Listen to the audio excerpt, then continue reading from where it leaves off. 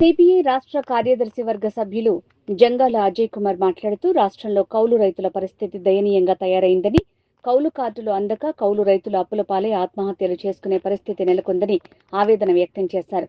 ఒక్క గుంటూరు జిల్లాలోనే పదుల సంఖ్యలో కౌలు రైతులు ఆత్మహత్యలు చేసుకున్న పరిస్థితులు నెలకొన్నాయని, రాష్ట్ర ప్రభుత్వం తక్షణమే స్పందించి కౌలు రైతులకు కౌలు కార్డులు, బ్యాంక్ లోన్లు, అదేవిధంగా అకాల వర్షాలతో నష్టపోయిన రైతులకు నష్టపరిహారం చెల్లించాలని డిమాండ్ చేశారు. కౌలు రైతుల సమస్యలపై ఈ నెల 13వ తేదీ గుంటూరు కలెక్టర్ కార్యాలయం వద్ద నిర్వహించనున్న ధర్నా కార్యక్రమంలో ప్రతి కౌలు రైతు పాల్గొని విజయవంతం చేయాలని వారు పిలుపునిచ్చారు.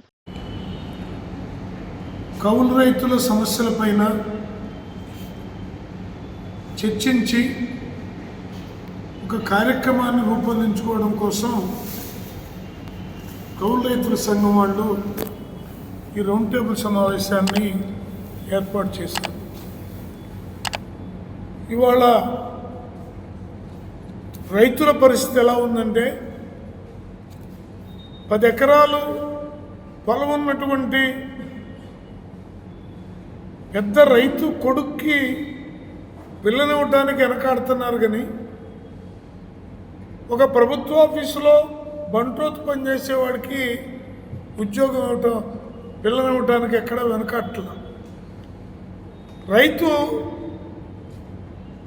సంవత్సరాల తరబడి నష్టపోవడమే తప్ప ఒక్క సంవత్సరం అన్నా ఊపిరి పీల్చుకోలేని స్థితిలో కునారితో ఉన్నాడు. అసలు వ్యవసాయమే చేసి మనకున్నటువంటి ఆ కాస్త భూమిని అప్పులోళ్ళకి అంటగట్టే కన్నా వ్యవసాయం మానేసి పట్టణానికి వెళ్ళి ఏదో ఆటో తోలుకోనో, ముఠా పని చేసుకోనో, 4 రూపాయలు సంపాదించుకొని పిల్లల్ని బతికించుకుందాం అనే స్థితికి రైతాంగం నీరసంగా, నిరుత్సాహంగా వెళ్తూ ఉంది. ఇటీవల మిర్చి వేసినటువంటి రైతులు పంట పడినంత కాలం చాలా ఆనందంగా కష్టపడి పండించి దిగుబడిని చూసి మురిసిపోతే, కానీ రేటు చూసి వాళ్ళు తెచ్చిన డబ్బులు కానీ, వాళ్ళు పెట్టిన పెట్టుబడులు కానీ ఇవేమీ రానటువంటి స్థితి కనపడేటప్పటికే ఆత్మహత్యల పరంపర కూడా గుంటూరు జిల్లాలో కూడా జరిగింది. గుంటూరు జిల్లాలో రాష్ట్ర వ్యాప్తంగా పదుల సంఖ్యలో కౌలు రైతులు చనిపోయారు. ఇవాళ వ్యవసాయం చేస్తున్నటువంటి వాళ్ళలో 90% మంది కౌలు రైతులే. ఈ రాష్ట్ర ప్రభుత్వం నిజంగా రైతుల పక్షపాతే కనుక అయితే తక్షణమే పూనుకొని కౌలు రైతులకు కార్డులు ఇచ్చి, ముందస్తు ఇస్తామన్న 20,000 పెట్టుబడి ఇచ్చి, నష్టపోయిన మిర్చి రైతులకి ఎంత నష్టపోయారో కనీసం 25,000 వాళ్ళకి ఇస్తే వాళ్ళు ఒడ్డున పడతారు. లేకపోతే ఈ రైతు సంఘాల యొక్క ఐక్యత కార్యాచరణ కమిటీకి ఇక్కడున్నటువంటి వామపక్ష పార్టీలు కూడా తోడవుతాయి. ఉద్యమాన్ని తీవ్రతరం చేస్తాం.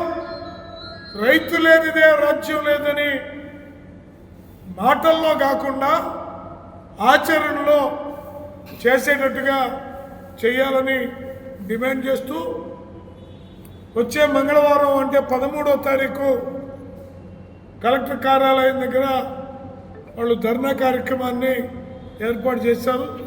దానికి కౌలు పొలం చేసేటటువంటి రైతులంతా, సమస్యతో సతమతం అయ్యే రైతులంతా ఆ ధర్నాలో పాల్గొని మన బాధల్ని కలెక్టర్ గారికి వివరించుకుందాం.